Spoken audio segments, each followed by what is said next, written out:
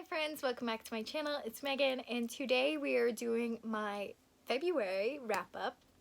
The main goal of February was to participate in the To Be Continued Readathon, which was a readathon dedicated to finishing series that you've started and just haven't continued reading. And I have a ton of those series. So a lot of February was actually rereading my series that I've already read and then trying to continue on with that series. I didn't really accomplish this goal widespread, but I did in a few of the series that I've been reading.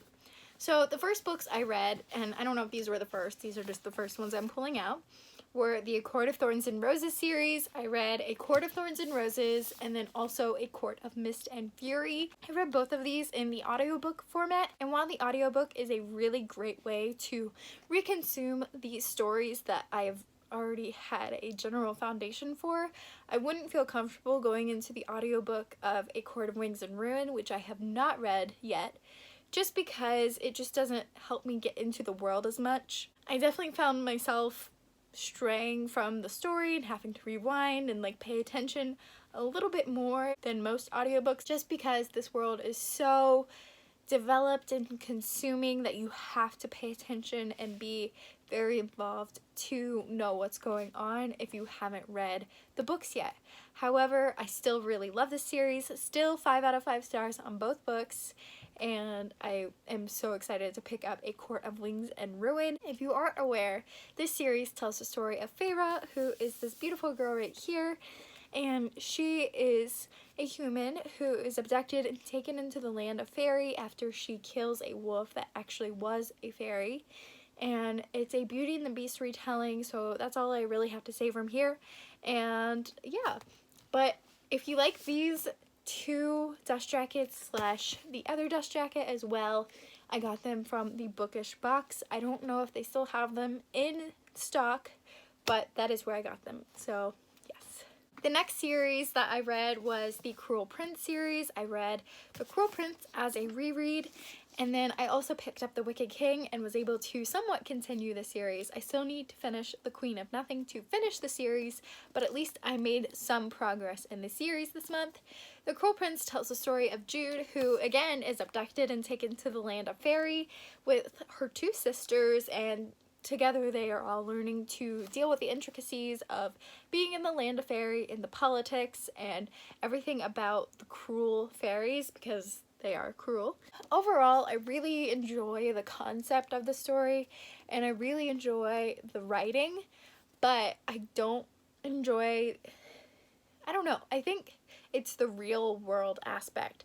I think I don't like fantasies that delve into the real world as well, just because it takes me out of it. I love world building and learning about different worlds and different fantasies and different places and magic systems and politics and all of that, but as soon as you say they go to the mall, I'm out of it. So I think that's my problem with The Cruel Prince. However, The Wicked King did have some of these elements, but not as much, and I did thoroughly enjoy it more. We also got to delve into the under the sea kind of aspect as well, which was really fun because I love sea aspects, and this is definitely my favorite out of the two so far, so I'm happy I liked this one more and can't wait to read The Queen of Nothing. I am so congested. I don't know if you can hear it, but oof.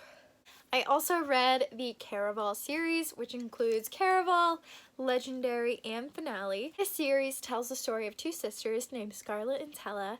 All their lives, they've dreamed of going to this nighttime, week-long scavenger hunt performance.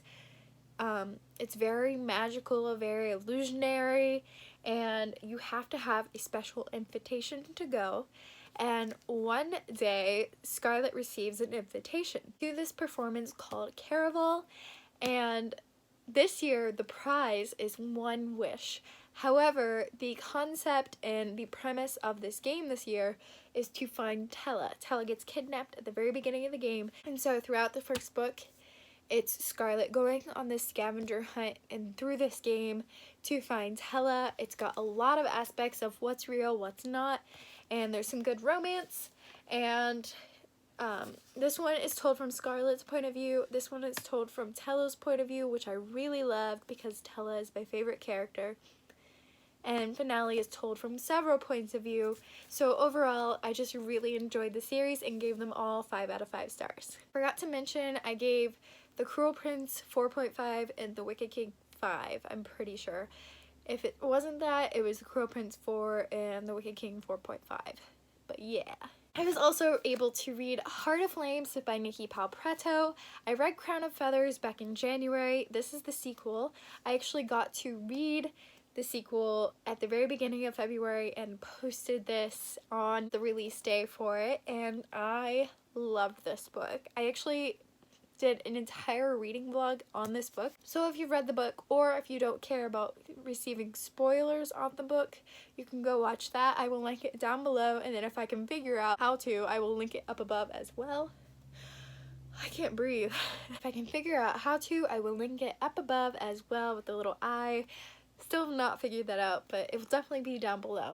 But overall, I really loved this story. If you don't know, Crown of Feathers tells the story of Veronica, who all she wants to do is be a phoenix rider. However, after her and her sister get into a sort of disagreement that causes them to separate ways, Veronica is off on her own, and she comes across this clan of phoenix riders, and they only accept males, so Veronica has to disguise herself as a male to join them. And then Heart of Flames goes into more of that. I don't want to give spoilers, but it was incredible. And I cannot wait for the 3rd book in the series to come out next year. I also finished Turtles All the Way Down by John Green. This is a story that's kind of hard to describe because the plot of it is that a man goes missing and there's a reward out for any information you can give on behalf of his whereabouts.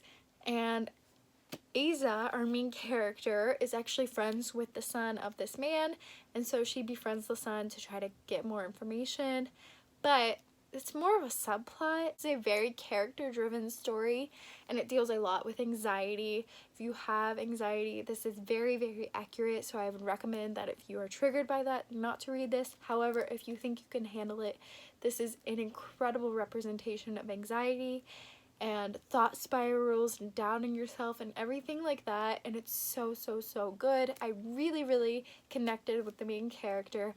I was wary going into it because I'm not a huge contemporary / John Green fan based on his other works, but I loved this one so much.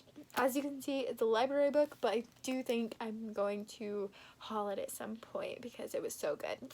For a more detailed kind of representation of my thoughts, you can go check out our Half-Blood Book Club live show, which I just finished filming, and yeah, I will link that down below. It is on Sadies Channel. In the last 3 books I did not complete, but I did work on.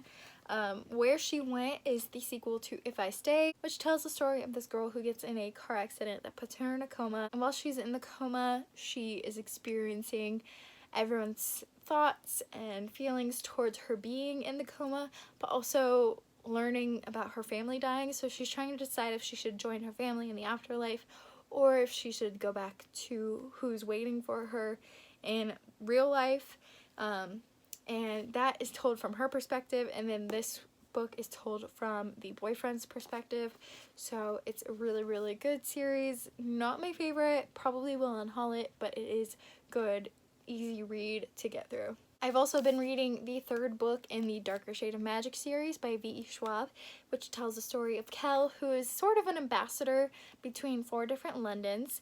They are all in the same place, or the same plane in this universe, but they are all separate worlds. And there's Black London, Grey London, White London, and Red London. Red London is Kel's London, and Grey London is sort of like our world.